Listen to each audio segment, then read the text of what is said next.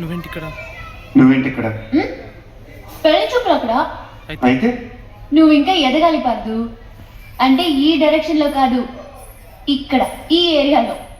ఆ? ఈ.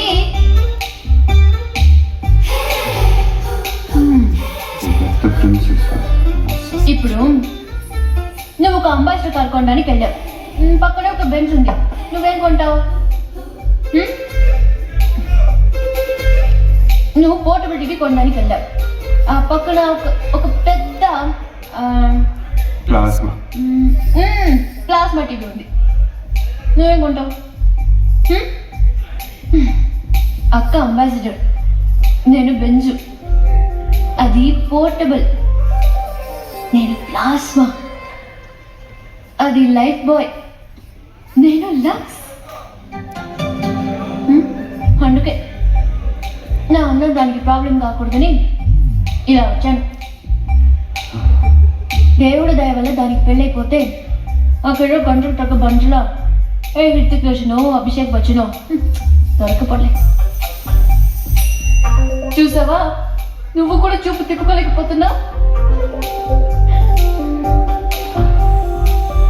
అయ్యో దేవుడా, ఎందుకయ్యా ఇంత అందా ఇచ్చాను నాకు?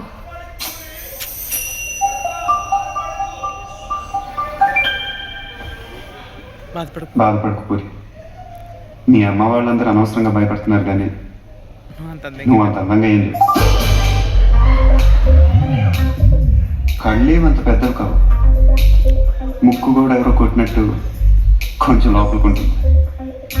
పెద్ద కలర్ కూడా కాదు కదా, ఇంకెందుకు భయపట్టు?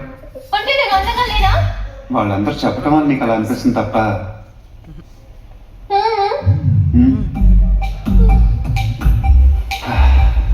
బెంజ్ అందరూ బాగుందంటారు పూరి, కానీ అంబాసిడరే కొంటారు. నా మాట నమ్ము, నువ్వు హ్యాపీగా కిందకి వెళ్ళిపో. ఎవడు బాగున్నావు అంటాడు, చూస్తా. ఇంకొకసారి